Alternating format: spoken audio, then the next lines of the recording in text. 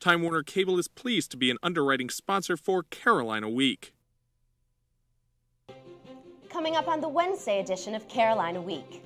I'm Katie Klein. I'll show you what the Chancellor and some students have to say about the 18% out-of-state cap. And I'm Hannah Godola. What are you paying for with your student fees? I have the breakdown coming up. In sports, we'll show you what the football team is doing to prepare for Saturday's game against South Florida.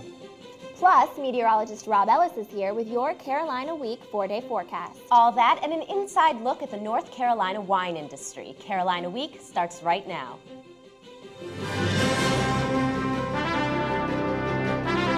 From the School of Journalism and Mass Communication at the University of North Carolina at Chapel Hill, this is Carolina Week.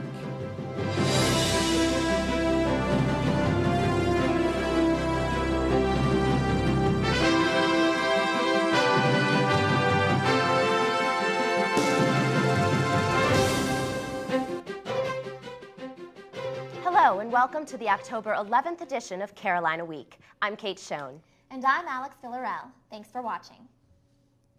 With a cap of 18% on out-of-state freshmen, some students worry about the future of Carolina's diversity. Katie Klein joins us live from Carroll Hall with more. Katie, what are students saying? Alex, students aren't the only ones who are worried. Carolina Week sat down with Chancellor James Measer, who shares some students' feelings that the 18% cap is too low. Campus tours provide many high school seniors a chance to ask questions and ease their worries before applying to UNC. All incoming freshmen are required to have laptops. But non-North Carolinians have a concern tour guides can't address. Only 18% of the freshman class can be made up of non-residents, including international students. Non-resident students tremendously enrich the university. Chancellor James Measer wants the percentage to be bigger. 2 years ago, the General Assembly questioned the cap, but didn't change it. There's a right balance between serving the people of North Carolina that created the university and support it with their taxes, and that's a very real issue. Plus the enrichment that non-resident students bring to the university. Out of the top 5 public schools in the nation, UNC has the second lowest percentage of non-resident freshmen admitted. Not everyone agrees that the university should increase the limit on out-of-state students. I think all students enrich the quality of education. It's not, geographic. UNC senior Caitlin Legacki is from Alaska. I think if there are fewer in-state students or more out-of-state students, then that'll give the state less incentive to actually fund the university, and that will probably raise costs for all students. But even Measer doesn't know why the cap is set where it is. Everything's arbitrary. Why did they pick 18? Who knows? The Board of Governors sets that policy, and they define a resident as a resident of North Carolina, and beyond that, you're a non-resident, whether you're in South Carolina or Taiwan. For now, the cap will stay at 18%.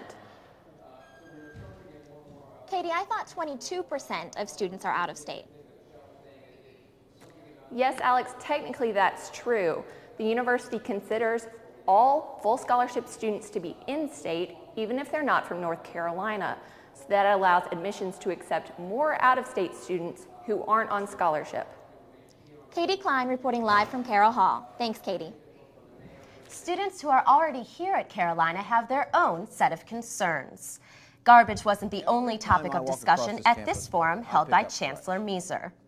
The student union played host to students and administrators from various departments. Together, they addressed questions and concerns, from laptops in classrooms to the difference between North and South Campus residents. One student even asked about the state of the football program, but the chancellor had no comment. Although UNC limits the number of out-of-state undergraduate students, it turns out the university needs more graduate students. The number of graduate and professional school students has decreased during the last 2 years. The Enrollment Policy Advisory Committee met on Friday to discuss the decline. Although UNC is satisfied with the number of undergraduate and in-state grad students, there is some concern about the falling numbers of out-of-state grad students. Committee Chair Steve Allred says one reason for the smaller numbers might be tuition. We've had an overall decrease, but the one we're particularly concerned about is out-of-state students. That's been where the biggest drop has been. One thing we really need to look at closely is the effect of increased tuition. We really need to say, are we to the point where our increases in out-of-state graduate student tuition are starting to cause a problem. From fall 2005 to fall 2006, the number of graduate and professional school students dropped by 84. Because of that, the university lost $825,000 in tuition. We've continued to follow the status of the bollards on campus in light of the pit attack 6 months ago. We've tracked the bollards for a month now, and they're still down frequently. Facility Services is responsible for monitoring the bollards, but a spokesman says the barriers are down because of campus construction. Officials are relying on students to call and report when a bollard is down, but no one knows who to call. Jim Alty is the director of grounds and says he's working on a solution to the problem. The grounds department is working with a local sign shop to make sticky stickers to go on to the bollards that will have our phone number and who to call in case of needing to be replaced. The bollard sticker would look similar to this, but it would list the facility services number, which is 919-962-3456.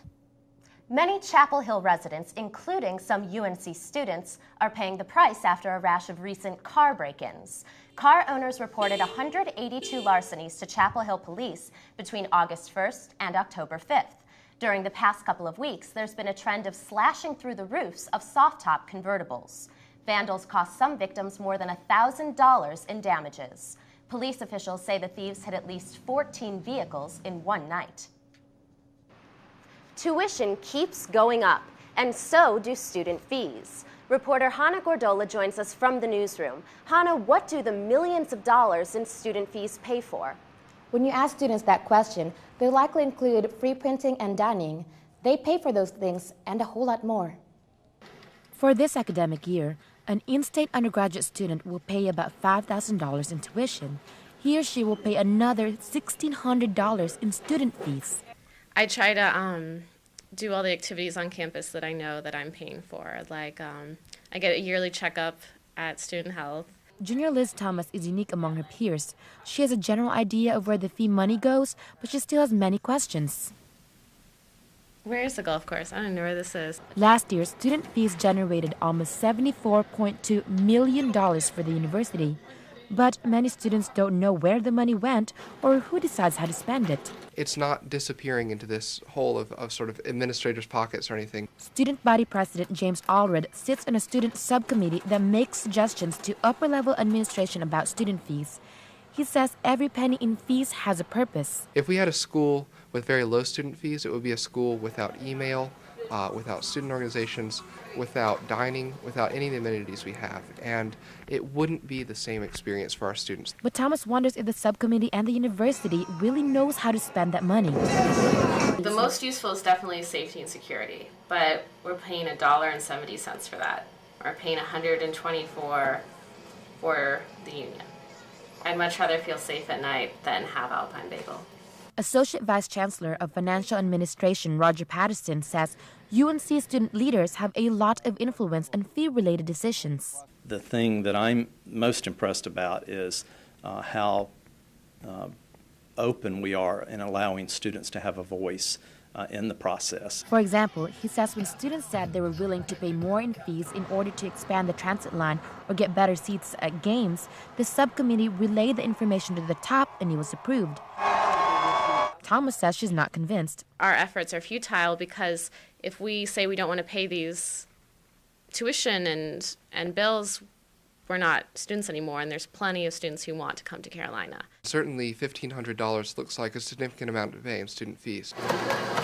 But he says fees pay for the type of lifestyle UNC students have grown accustomed to. Most students will only spend about 15 hours out of their week in the classroom. So we want to make sure that that other time continues to be time that's enriching and fun. The majority of student fees are here general fees. That pays for athletics, student health, and the technology you enjoy. The debt service fee is a fee that's causing so much misunderstanding. That pays for the dining facilities and the student union. The reason why fees are needed to pay for those things is because those buildings aren't supported by taxpayers' dollars. Live in the newsroom, I'm Hannah Gordola, Carolina Week. Thanks, Hannah. If you want to know more about the student fee breakdown, you can go to our website at carolinaweek.org. North Carolina is well known for its mountains and its beaches. And soon it will also be known for its wine. Coming up after the break, we'll take you to one local spot where homegrown wine is helping to boost the state economy.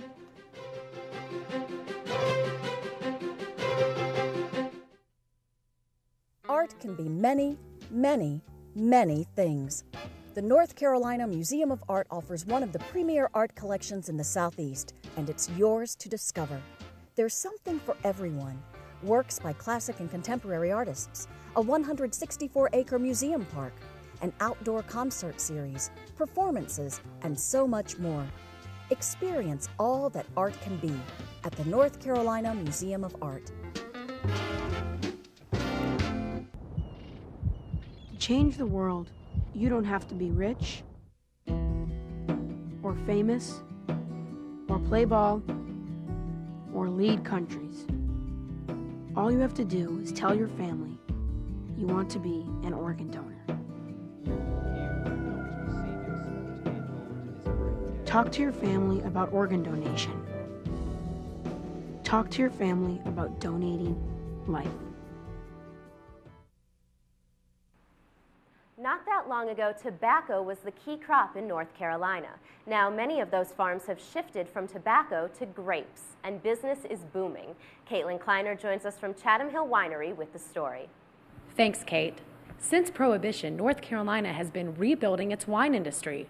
Now it's home to over 50 wineries and vineyards, and the numbers keep growing. Chatham Hill is one of those wineries, located in the heart of the Triangle. On an early Saturday morning, owner Marek Wojciechowski has a full day ahead. He's just received a shipment of grapes, and it's time for the crush, the beginning of a long journey to the bottle. Chatham Hill's revenue is 30% higher this year than last year. Wojciechowski thinks it's only going to get better. Supporting North Carolina wine industry will only be beneficial to the North Carolina economy. The Grape Council estimates that winemaking has become an almost $80 million industry in North Carolina. The industry has created almost 1,000 jobs, and the industry keeps growing. The next step is to start selling the wines outside the state. Owner of Chapel Hill Wine Company, Todd Wheeler. The only way that the North Carolina wines are ever going to sell outside of the state of North Carolina is if they are price competitive. And so that's the name of the game. But it's a young industry, so higher prices are expected. Wojciechowski says if prices seem to be high, that's because he's not mass-producing his wine. He says the wine community's goal at the moment is to make sure North Carolina keeps producing quality wine to fuel the economy. Well, he might have another goal. We hope that this growth will continue until North Carolina will become either another California, or if not California, maybe a small Napa. We will settle for that. And that wouldn't be too shabby for our economy. In Napa Valley, the smallest county in California, winemaking is a $9.5 billion industry. So next time you're looking for something fun to do, come visit a winery and see how this bundle of grapes helps fuel our state economy. At Chatham Hill Winery, I'm Caitlin Kleinard, Carolina Week. Thanks, Caitlin. North Carolina ranks 12th for wine production and 10th for grape production in the U.S. There's more to October than cooler temperatures and Halloween parties. It's also Breast Cancer Awareness Month. The American Cancer Society says 1 of every 8 women will develop breast cancer. That means 2,000 current UNC students might eventually face the disease. The Carolina Women's Center is organizing events this week to promote awareness. You can show your support by wearing pink. There's a panel discussion this evening at Dye Hall. A survivor will offer her unique perspective.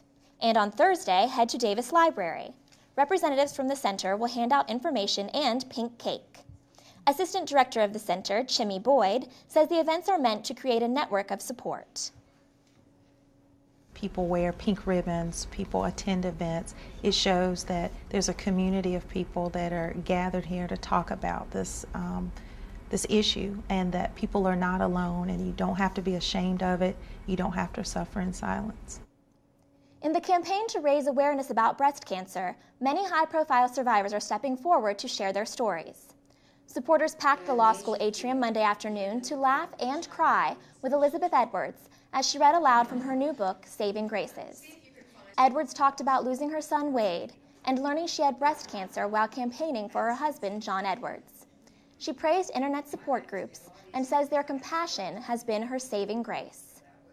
Seeing the technician's face at the mammogram. Have you heard about the studies that indicate bottled water can cause cancer? If you found them hard to swallow, you're not alone. Various emails and news sources said that Johns Hopkins University conducted the studies. The sources claim dioxins in the plastic bottles leak into the water and can cause cancer. But Johns Hopkins officials say they didn't do those studies, and the claims are a hoax. Some UNC students are relieved to hear the studies don't exist. We now welcome weathercaster Rob Ellis. Hi, Rob. How are you doing? Doing very well. Hope y'all are enjoying the first part of this week, which has been some nice weather. But we do have some changes in store, and we'll talk about those. Wednesday's weather was a little dreary out there. In fact, you could have fooled this little bee. We'll say the weather was a B minus, maybe. I don't know. He was still hard at work despite the cloudy skies. I'll let you know if things will clear up coming up after the break.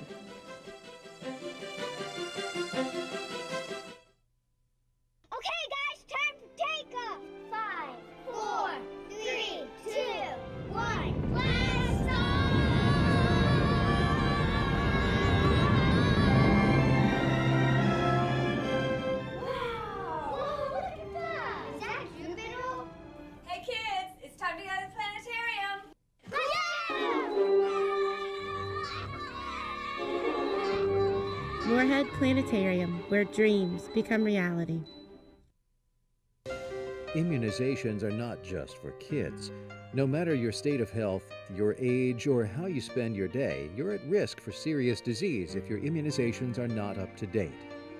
Take the time to visit your health professional and find out which vaccines you need. Immunization saves lives. One of them might be yours. For more information, visit vaccineinformation.org.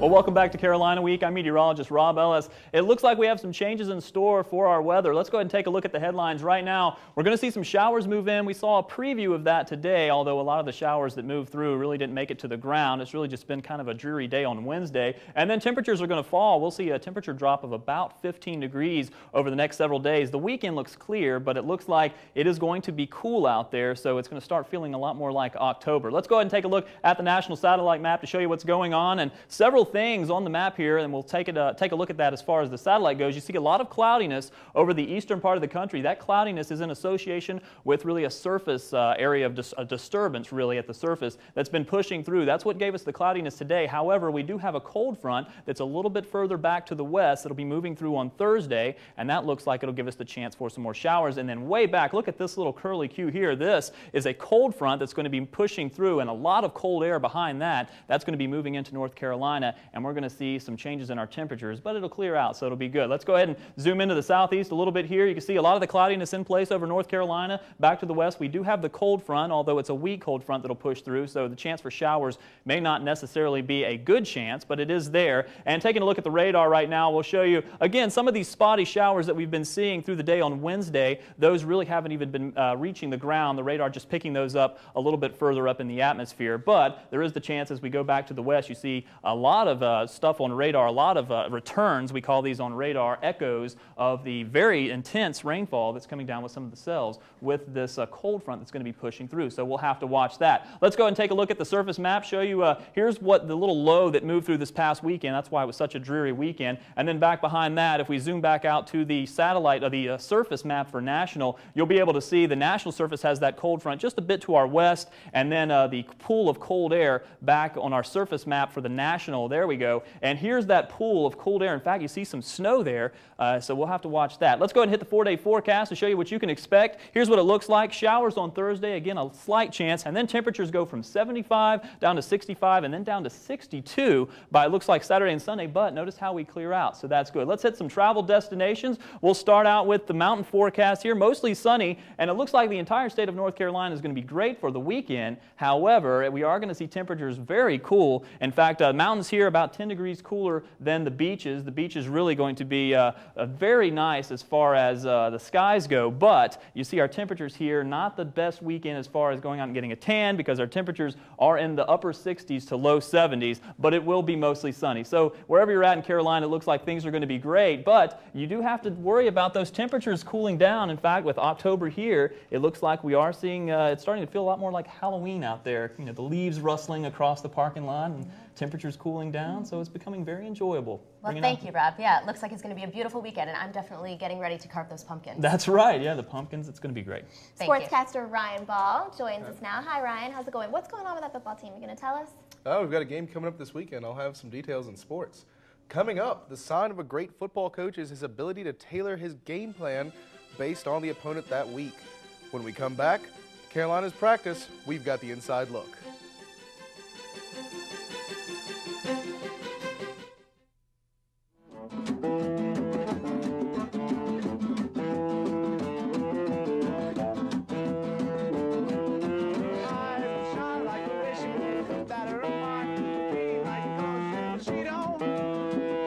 Excuse me, do you guys get tested for HIV? Tested for HIV? No way, man. That's just not where we're at right now. It's just about us and our music. What you doing to me? What you doing to me? I am a Tar Heel born. I'm a Tar Heel bred.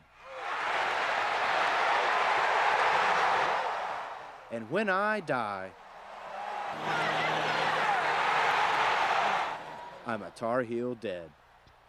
No one knows the real Carolina like a student. Carolina Week, the student news show.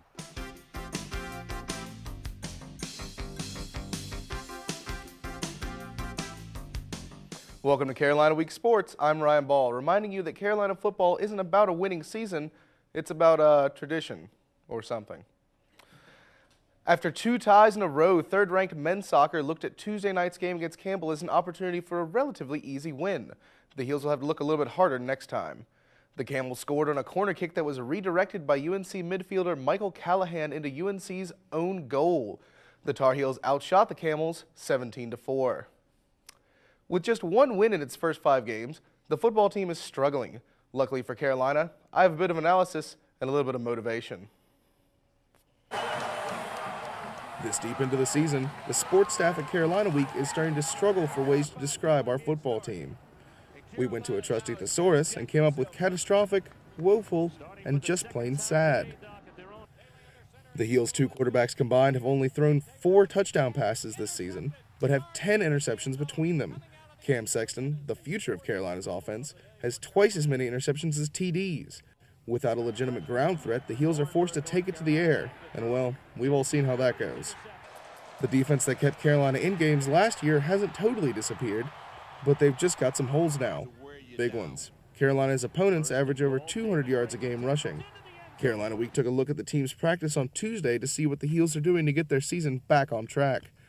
Coach Bunning emphasized strong defense, and after 2 straight losses, the team looks determined to bring victory back into Kenan Stadium. So, what's the best way to get really good at something really fast? A sports training montage.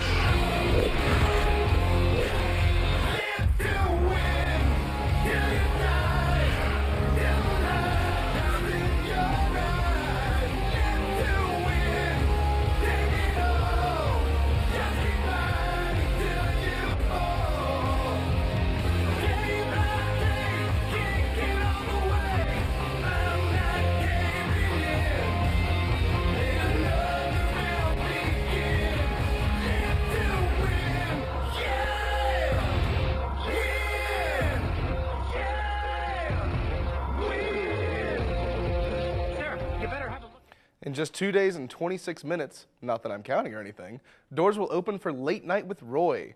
To get you excited for the start of this year's basketball season, we have a look back on last year's Late Night. Let's get it started in here.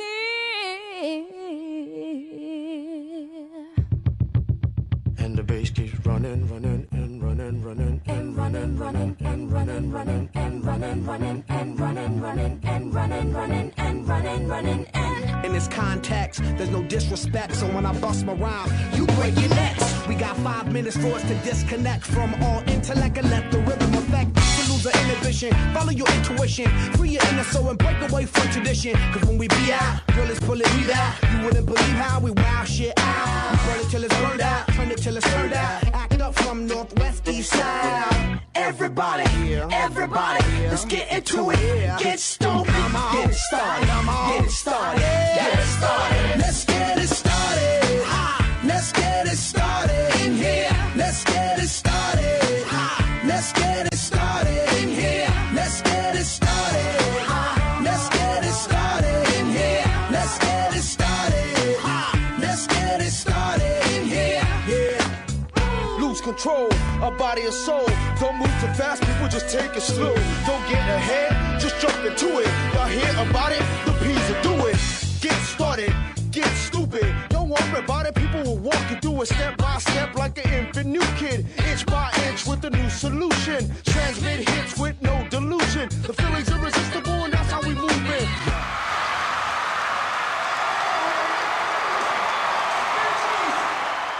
And running, running, and running, running, and running, running, and running. Well, Late Night with Roy's Friday night. Doors open at 6. Hope to see you guys there. Sounds great. Thanks, Ryan. When you think of planting flowers, you probably think of spring. But fall is a great season for planting too. Coming up, we'll show you how one family's passion for planting has turned into a profitable pursuit.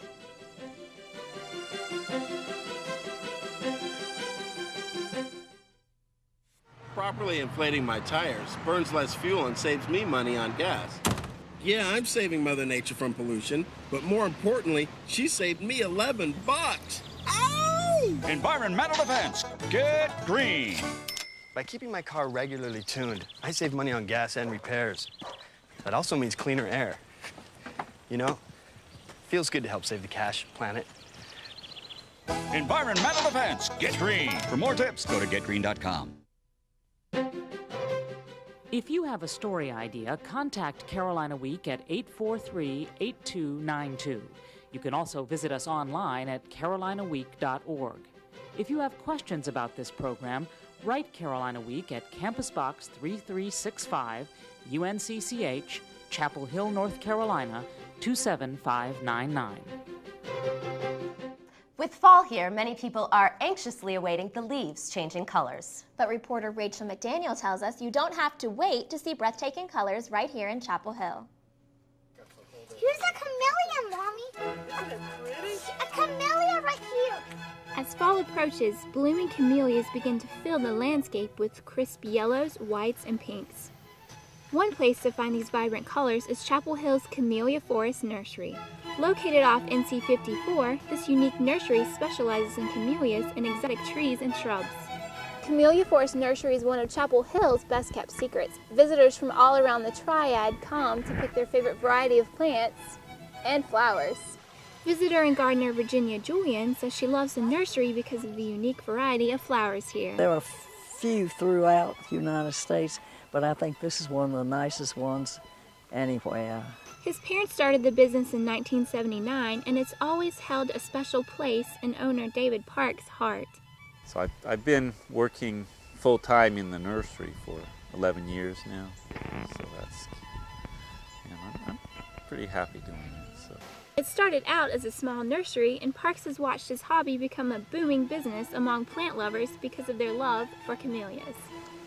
But especially with the plant breeding, the seedlings that I've started and seeing those bloom for the first time, that's real exciting because you don't know what you're going to get. So.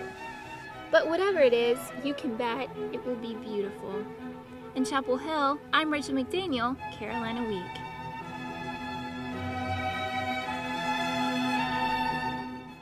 They are gorgeous, aren't they? Definitely. That does it for this edition of Carolina Week. Thanks very much for watching. Good night.